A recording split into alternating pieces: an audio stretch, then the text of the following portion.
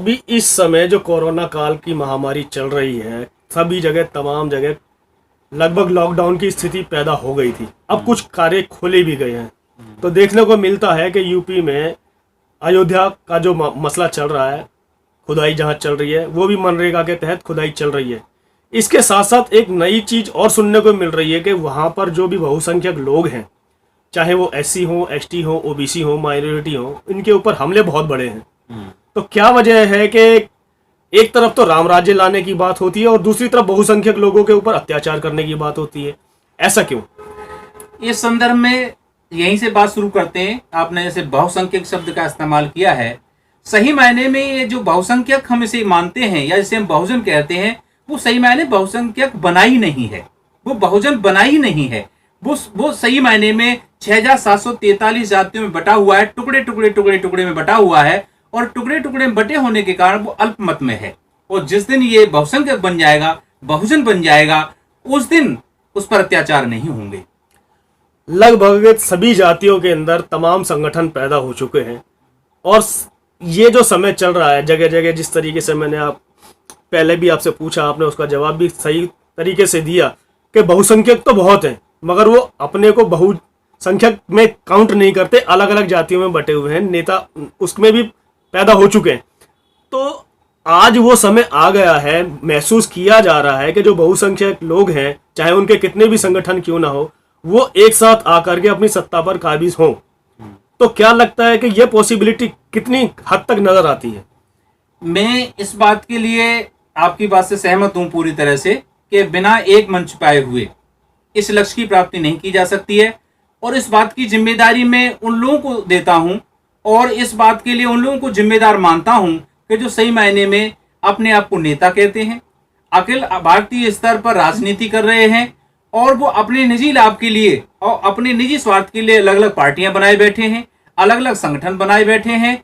इससे जो बहुजन समाज को सत्ता में लाने का जो कॉन्सेप्ट है, जो लक्ष्य है, वो प्राप्त नहीं किया जा सकता है। तो सबसे बड़ी जिम्मेदारी आज उन लोगों की है कि जो लोग अपने आप को विद्वान कहते हैं, बड़ा वकील कहते हैं, बड़ा राजनेता कहते हैं, बड़ा प्रोफेसर कहते हैं, ऐसे सब बुद्धिजीवी लोगों को, ऐसे सभी संगठनों को, ऐसी तमाम पार्टियों को एक मंच पे आकर के बड़प्पन दिखा करके और लोक हित में, जनता के हित में निर्णय लेने की आवश्यकता है, न कि अपनी ढपली बजाने की आवश्यकता है। और जब तक ये बहुजन समाज के तमाम दल एक मंच पर नहीं आएंगे, एक स्वर में अपनी बात को बुलंद नहीं करेंगे, हम सत्ता रूपी जो चाबी है उसे प्राप्त नहीं कर सकते, उस लक्ष्य की प्राप्ति नहीं कर सकते।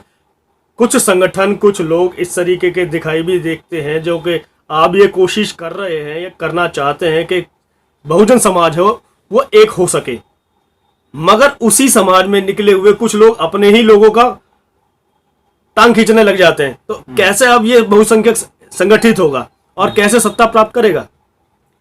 इस जवाब के लिए मैं काशीराम साहब की तरफ जाना चाहूंगा। काशीराम साहब अक्सर जो है इस सवाल के जवाब में केकड़े का उदाहरण लेते थे।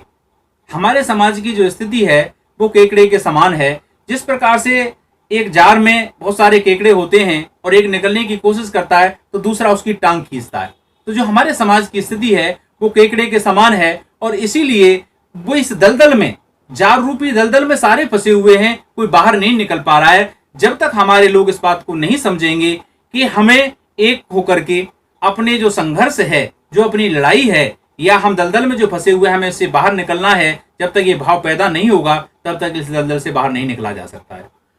हम जब राजनीतिक सत्ता प्राप्त करने की बात करते हैं तो जिस तरीके से अभी बात निकल के सामने आ रही है कि सभी जातियों में भी लगभग संगठन भी हैं और पार्टियां भी हैं, लगभग सभी लोग संगठन भी बना के बैठे हैं, पार्टियां भी बना के बैठे हैं। तो जो राष्ट्रीय स्तर की पार्टी है उसके साथ कोई जाने को तैयार नहीं है, बल्कि उसकी टांग खींचने वाली जैसे बात की वही होती है।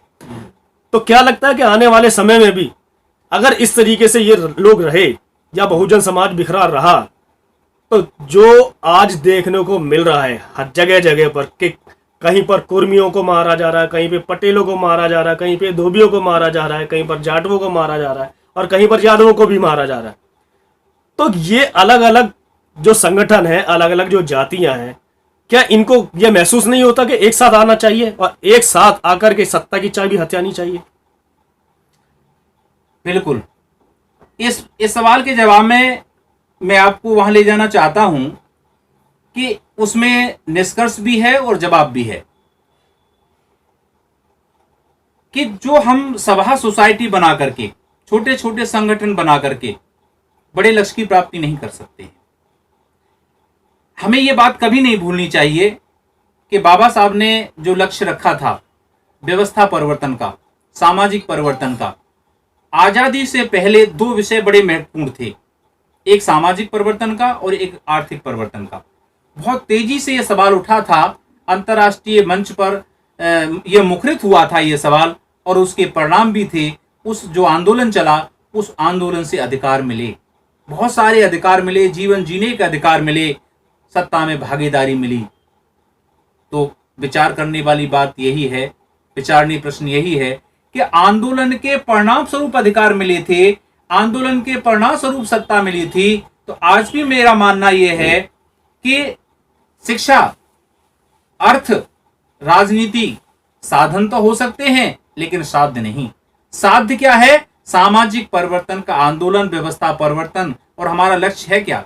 इस देश में जो गैर बराबरी पर आधारित सामाजिक व्यवस्था है, उस व्यवस्था को परिवर्तित करके हम किसी को नीचा नहीं दिखाना चाहते, इसे छोटा नहीं करना है। क्योंकि बाबा साहब का एक उदाहरण है, मैं यहां पर रखना चाहता हूं। बाबा साहब ने कहा हमारा जो आंदोलन है उसका लक्ष्य है मानवता का चेहरा प्राप्त करना। हम ये दिखाना चाहते हैं कि हमारा जो दृष्टिकोण है वो मानवतावादी दृष्टिकोण है। हम किसी को नीचा नहीं दिखाना चाहते, हम तो सिर्फ ये चाहते हैं कि जो हमारे मानवीय अधिकार हैं वो हमको प्राप्त हों, और इस देश में जो गैर बराबरी पर आधारित जो सामाजिक व्यवस्था है उसे परिवर्तित करके समता पर आधारित, न्याय पर आधारित, बंधुत्व पर आधारित, सहिष्णुता पर आधारित एक ऐसी सामाजिक व्यवस्था जो मानवतावादी व्यवस्था है, इसमें सबको न्याय मिले, सबको सम्मान मिले, ऐसी व्यवस्था कायम करना चाहते हैं। जब ये व्यवस्था कायम हो जाएगी तो निश्चित रूप से आप ये जानिए कि हमारा जो लक्ष्य है, जो सत्ता प्राप्त करने का लक्ष्य है, वो लक्ष्य में कोई कठिनाई नहीं है। क्योंकि जब लोग ये समझ जाएंगे कि जब किसी को, ये जो हमारी समस्या का वजह तो यही है कि हम जो चाहते हैं उस पर चर्चा नहीं होती, देश में भी चर्चा प्रश्न नहीं बनता। ये सही मायने में देश में ये सवाल बनना चाहिए, जैसे आजादी से पहले था कि बाबा साहब ने कहा बार बार कि हमारे संगठन का, हमारे आंदोलन का लक्ष्य मानवता का चेहरा प्राप्त करना है, मानवता के दृष्टिकोण को विकसित करना है, देश में न्याय पर आधारित, समता पर व्यवस्था कायम करना है।